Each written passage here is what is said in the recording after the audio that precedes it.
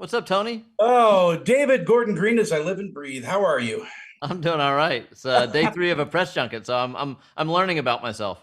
I'll tell you, I was invited to go down there in Where are person. you?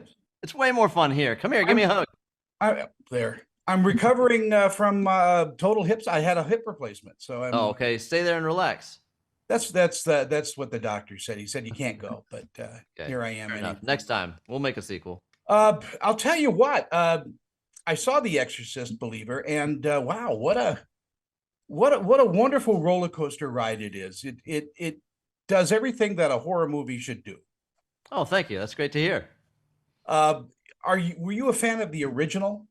I love the original. It's one of those movies that I saw it at too young an age, but it had a very powerful effect on me. And um, if I've done my job right, it's paying respect to the work that William Friedkin and William Peter Blatty did with that original film, and then opening up for a new audience is just a privilege. And doing a direct sequel. I mean, there have been other Exorcist movies, but this one really goes back to its roots.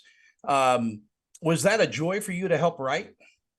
Absolutely, to be able to, in some ways, pay homage to the original film, but then make it our own and put our signature in it, make it something that's personal and meaningful to me. We've had 50 years of exorcism movies in the wake of the original film, and a lot of derivative, ripoff, knockoff, and inspiration. And I wanted to be on the positive track of that, of taking what's so beautiful about that and bringing a new way to look at some of these conversations.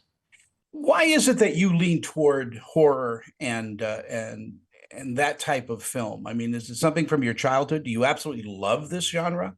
I'm very affected by horror movies. I'm very sensitive, and I'm the yeah, the kid that would couldn't make it through the sleepover party after watching Halloween for the first time.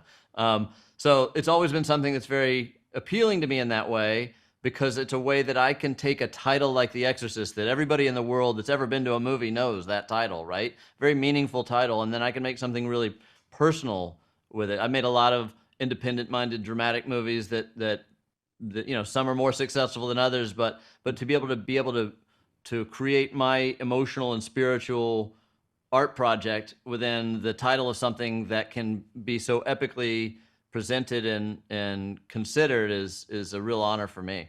And in taking on movies like The Exorcist, Halloween, is there a lot of weight on you as a director to, get it right?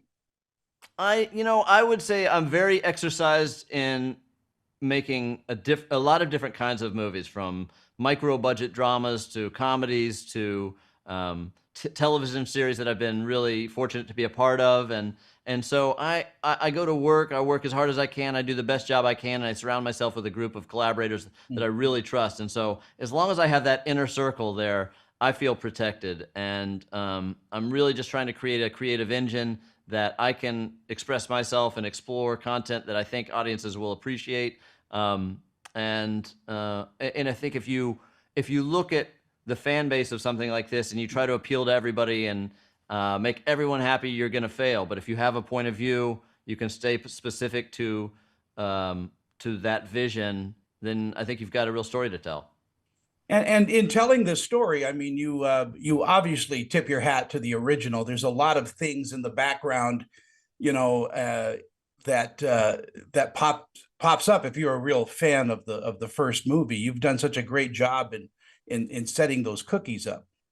Yeah, that was a fun part of the process, in a way that, Halloween, I think the franchise there is a lot of legacy characters and a lot of Easter eggs for the fan. This is a little bit more of an academic approach. The nods to the original film, I think, are more of what make it technically effective, um, as opposed to this would be cute and make the fans really excited. So I'm taking some of the wit out of those callbacks and putting a little bit more of just my appreciation of their technical, masterful design.